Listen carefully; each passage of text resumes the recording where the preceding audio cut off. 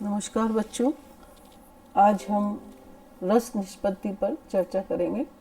आचार्य भरत ने सर्वप्रथम रस सूत्र को उपस्थित करते हुए रस निष्पत्ति या रस सिद्धांत का प्रतिपादन किया। यह सूत्र इस प्रकार है: विभावानुभाव व्यवचारी संयोगाद्र रस निष्पत्ति ही। भरत मुनि के रस सूत्र में संयोग और निष्पत्ति शब्द की व्याख्या अपेक्षित थी। इस रस सूत्र के प्रमुख व्याख्याता आचार्य 4 हैं, जिनके नाम और मत इस प्रकार हैं: भट्ट लोलट, आचार्य शंकुक, भट्ट नायक, आचार्य अभिनव गुप्त। भट्ट लोलट का मत उत्पत्तिवाद या आरोपवाद कहा जाता है। आचार्य शंकुक का मत अनुमितिवाद कहा जाता है। भट्ट नायक के मत को भुक्तिवाद या भोगवाद कहा जाता है। अभिनव गुप्त के मत को अभिव्यक्तिवाद कहा जाता है। रस सूत्र के प्रथम आचार्य भट्ट लोलट हैं। इनके मत के अन्य नाम हैं उपचयवाद, आरोपवाद। भट्ट लोलट के अनुसार रस की उत्पत्ति होती है। उत्पत्ति के लिए कारण, कार्य, सहकारी कारण से उत्पत्ति संभव होती है। स्थायी भाव ही परिपक्वता को प्राप्त होकर रस कहलाते हैं। विभाव, अनुभाव एवं संचारी भावों के संयोग से स्थायी भाव परिपक्व होकर रस कहलाते हैं। रस अनुकार्य में होता है, अर्थात रस मूलतः अनुकार्य राम आदि मूल पात्रों में रहता है, पर दर्शक अभिनेताओं पर राम आदि का आरोप कर लेता है। अतः अभिनेता में भी गौण रूप से रहता है। इसी कारण लोलट के मत को आरोपवाद भी कहा जाता है। रस सूत्र के दूसरे व्याख्याता आचार्य शंकुक हैं। उन्होंने रस सूत्र की व्याख्या अनुमान प्रमाण के आधार पर की है। शंकुक के अनुसार नट में स्थायी भाव नहीं होता, क्योंकि अनुभाव की भांति वह स्थायी भाव का अभिनय नहीं करता, परंतु नट द्वारा किए गए सकल अभिनय के फलस्वरूप सामाजिक स्थायी भाव का अनुमान कर लेता है।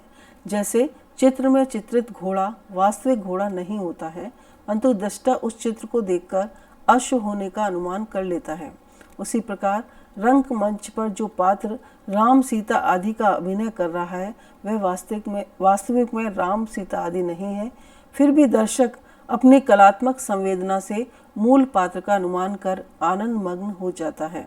अतः चित्र तुरंग न्याय से रसानुभूति हो जाती है।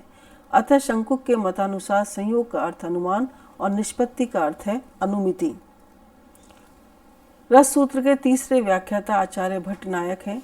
उनका सिद्धांत भुक्तिवाद कहलाता है। उनके अनुसार रस की न तो उत्पत्ति होती है और न अनुमिति होती है, अपितु रस की भुक्ति होती है। उन्होंने बताया कि काव्य या नाटक में वर्णित विशिष्ट पात्र पाठक या दर्शक के सामने अपनी विशिष्ट रूप को छोड़कर सामान्य मानवीय भावभूमि में उतर आते हैं और सहृदय पाठक दर्शक उन्हें अपनी सामान्य भावभूमियों का माध्यम बनाता है।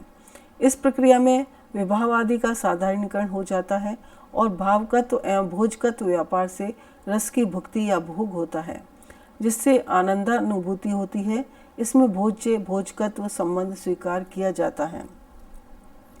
रस सूत्र के चौथे व्याख्याता आचार्य अभिनव गुप्त हैं।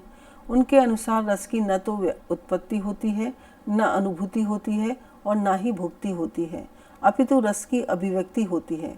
इसलिए उनका मत अभिव्यक्तिवाद कहलाता है। उनका कहना है कि विभाव, अनुभाव आदि से व्यक्त स्थायी भाव रस की अभिव्यक्ति करता है।